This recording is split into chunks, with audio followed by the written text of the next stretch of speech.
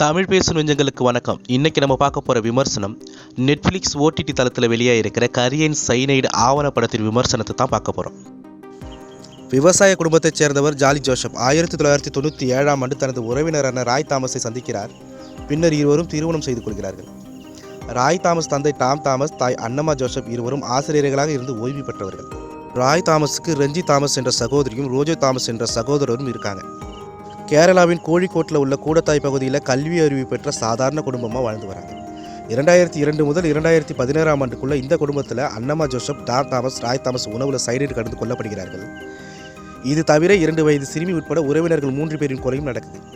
இதற்கு jolly Joseph தான் காரணம் என கூறி காவல்துறை அவரை கைது செய்கிறாங்க.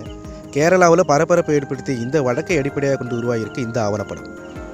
இந்த 6 பேரின் கொலைக்கும் என்னதான் காரணம்? இந்த கொலைகளை ஜாலி தனியாகத்தான் நிகழ்த்தினாரா? மாட்டிக்கொள்ளாமல் அவர் கொன்றது எப்படி?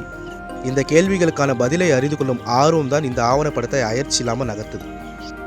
ஆனால் தொடர் முடிந்த பின்னும் சில கேள்விகளுக்கான பதில் கிடைக்காமலேயே எஞ்சி நிற்கிறது.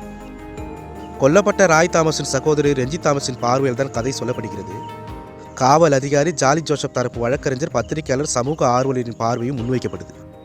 அடுத்தடுத்த கொலைகளின் விவரிப்பு, அதற்கான கற்பனை காட்சிகள், சைனைடு எப்படி கிடைத்தது என்பதை சொல்லும் இடம், காட்டி கொடுத்த கணவரின் போஸ்ட்மார்டம் ரிப்போர்ட், உடன்பிறப்புகளின் நீதிக்கான முன்னெடுப்புகள், பழைய ஃபுட்டேஜ் காட்சிகள், குற்றம் சாட்டப்பட்ட ஜாலி ஜோசப் மகனின் வாக்குமூலம், போலி கல்வி சான்றிதழ், அதை உருவாக்கியது குறித்து அவர் சொல்லும் இடங்கள், கிரைம் த்ரில்லர் படத்திற்கு இணையாக நடந்த சம்பவங்கள் அதிர்ச்சியை ஏற்படுத்துது. கிட்டத்தட்ட 15 வருடங்களுக்கும் மேலாக தன் மீது சந்தேகம் எழாமலும் போலீஸில் சிக்காமலும் கமுக்கமாக கொலைகளை இயற்கை மரணமாக மாற்றியதாக சொல்லப்படும் ஜாலி ஜோசப்பின் மாஸ்டர் பிளான் சினிமாவை விஞ்சிய ஆச்சரியம்.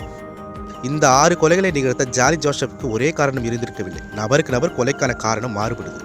வேலைக்கு சென்றே ஆக வேண்டும் என மாமியார் கொடுத்த டார்ச்சர் முதல் கொலைக்கான தொடக்கமாக அமைகிறது.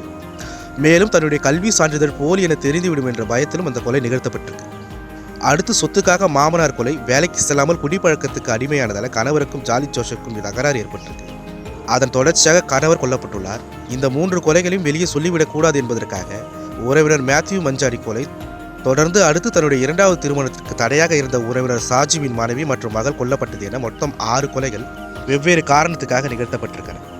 ஒவ்வொரு கொலைகளையும் டைம் லைனுடன் விவரிக்கும் இடங்கள் நேர்த்தியாக அமைச்சிருக்காங்க. ஆனால் அந்த கொலைக்கான காரணங்களை நுணுக்கமாக அணுகாமல் மேலோட்டமாக கடப்பது நிறைய கேள்விகளை எழுப்புது. இருள் சூழ்ந்த பக்கங்களை கற்பனை காட்சிகளின் மூலம் படமாக்கிய விதமும், ஆவணப்படத்தின் இறுதியிலே எவ்வளவுதான் பாவங்கள் செய்தாலும் ஆண்டவர் மன்னிப்பதாக பைபிளில் சொல்லப்பட்டுள்ளதே, அதுபோல நானும் மன்னிக்கப்படுவேன் என ஜாலி ஜோசப் சொன்னதாக கூறும் இடம் உண்மையில் நிறைய கேள்விகளை எழுப்புவது.